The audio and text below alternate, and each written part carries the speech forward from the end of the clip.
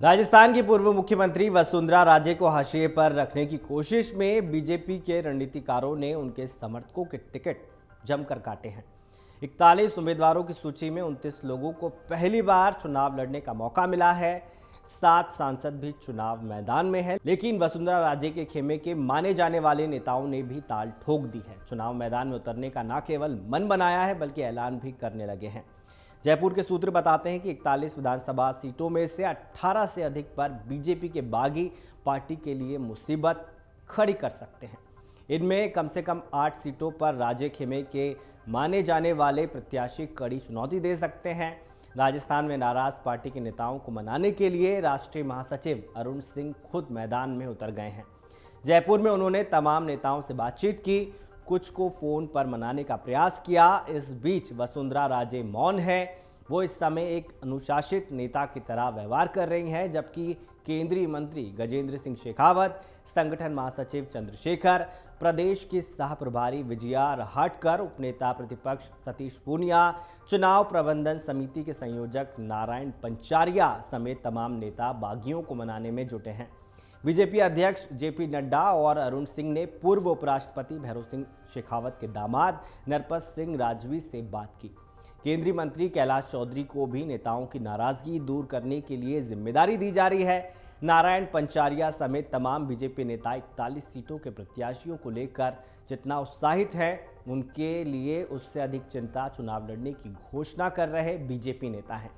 पिछले विधानसभा चुनाव में इन 41 सीटों में से 39 सीटों पर बीजेपी को हार का सामना करना पड़ा था।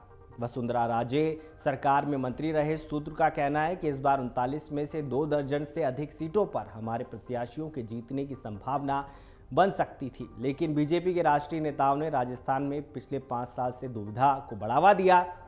जिनके टिकट कट रहे हैं उन्हें लेकर अच्छा संदेश नहीं जा रहा है। वसुंधरा राजे के बारे में पूछने पर सूत्र का कहना है कि पूर्व सीएम को समय आने पर सब कुछ ठीक हो जाने का भरोसा था। बताते हैं कि अभी 159 प्रत्याशियों की सूची आनी बाकी है, लेकिन अगर इस तरह से प्रत्याशियों के चयन की प्रक्रिया चली तो बागियों की संख्या बढ़ सकती है।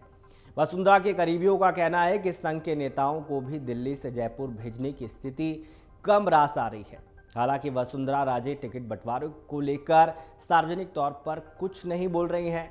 सूत्र बताते हैं कि उन्होंने अपने करीबी नेताओं को शांत रहने और बीजेपी के प्रति निष्ठा बनाए रखने के लिए कहा है। वसुंधरा की इस रणनीति को भी उनका राजनीतिक दांव माना जा रहा है। एक तरह से वो इसके बहाने बीजेपी के राष्ट्रीय नेताओं को प्रत्याशियों की अगली सूची के लिए संदेश दे रही हैं। वसुंधरा खेमे की राजनीति को समझने वाले पूर्व विधायक का कहना है कि अभी इंतजार कीजिए। राजस्थान में 25 नवंबर को मतदान होगा। अभी नामांकन की तारीख में समय है। अमर उजाला अब आपके टीवी पर भी। अपने स्मार्ट टीवी पर YouTube पर सर्च करें अमर उजाला, चैनल सब्सक्राइब करें और देखें ताजा खबरें, वो भी HD क्वालिटी में। और हाँ, बेल आइकन दबाना ना भूलें ताकि हर खबर हो आपके घर। अमर उजाला, निष्पक्ष, निर्भीक, निरंतर।